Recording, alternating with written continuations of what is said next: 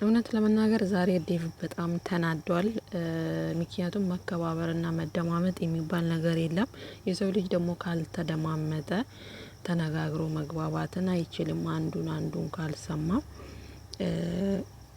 ምንም ቢያወሩ ምንም ቢሆኑ መግባባት አይችሉም ማለት ነውና እና ዴቭ ሰሞኑን እንግዲህ በሩቲና ቡዜ መሀል እየተፈጠረ ያለውን ነገር እያየ ነበርና በስራ ቢዚ የሆንኩኝ አልተመቸኝም እና መጥቼ ሁለቱን ዛሬ ለማስታረቅ ይሄ ነገር እየዋለ እያደረ ሲሄድ ወደ ቤተሰብ ወደ ተላልቅ ሰዎች ግጭት ጋር እንዳይደርስ ካሁኑኑ እዚሁ መቋጨት አለብኝ። እኔ እንደጀመርኩት ቢያንስ ቡዜንና ሩታን ማስታረቅ አለብኝ። ሩታና አብርሽ መታረቅ ያለ መታረቅ እነሱ የሚፈቱት ወይም ደግሞ ጊዜ የሚፈታው ነገር ነው።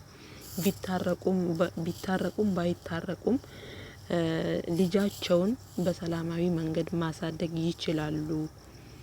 እና ግን ደግሞ ከዛ ያለፈ የቡዜና የሩታ ግጭት እንደዚህ ከቀጠለ ነገ ደግሞ ወደ ቤተሰብ ይደርስና ሌላ ነገር ይፈጥራልና ይሄ ነገር እንዳይፈጠር ካሁኑኑ መቋጨት አለብኝና ዛሬ ሩታንና ቡዜን አስታርቃለሁ ብሎ ሩታና ቡዜን ሲቀጥር እንግዲህ ሩታ ስመጣ ኖቤልን ይዛ ነው የመጣችው። ቡዜም ስመጣ አብርሃምን ይዛ ነው የመጣችው።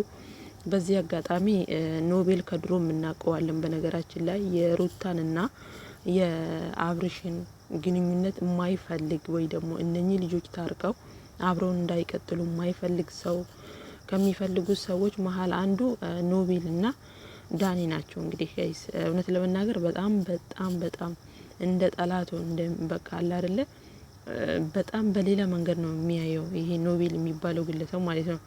በነገራችን ላይ ያው አንዳንዴ ልጅነትም ስለ ትዳርም ጥልቅ የሆነ እውቀት የለውም።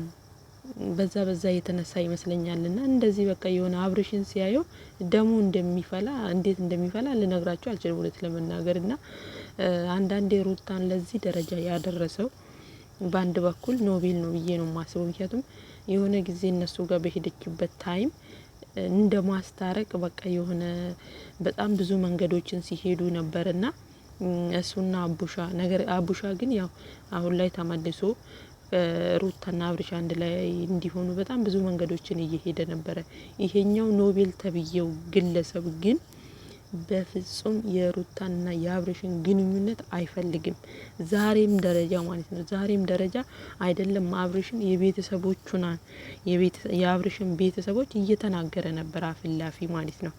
ይሄ ደግሞ ሌላ ነገር ነው የሚያመጣው እውነት ለመናገር ምናልባት ሩታና አብርሽ ዛሬ ላይ ተለያይተናል ብለው እንግዲህ ተፈራርመው የተለያዩ ሰዎች ናቸው።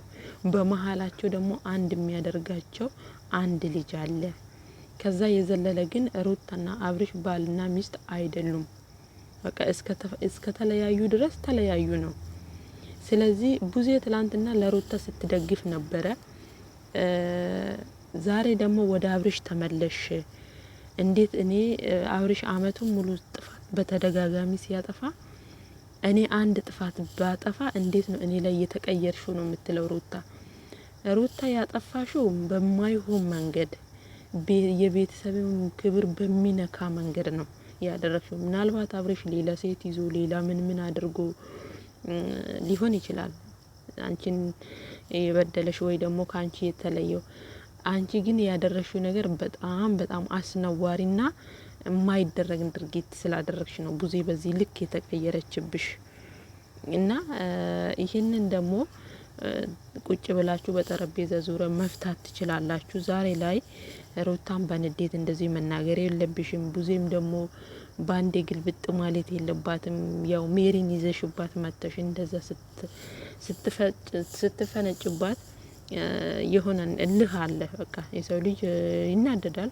ብዙ ሲናደድ ደግሞ ብዙ ነገሮችን ማድረግ ይፈልጋል እና እንደዛ አይነት ድርጊት ነው ቡዜ ላይ እየታየ ያለው ማለት ነውና ዴቭ እንግዲህ ዛሬ በጣም ተበሳጭቷል። መደማመጥ የሚባል ነገር የለም።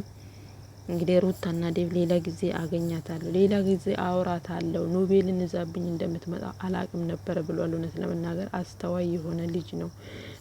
ዴቭ ማለት ነው። እና ለሱ ክብር ይገባው ነበረ፣ ግን አላከበሩትም እውነት ለመናገር እና በሚያሳዝን ሁኔታ እንግዲህ ተሰዳድበው ነው የተለያዩት ማለት ይቻላል ጋይስ። እና ይሄን ይመስል ነበር።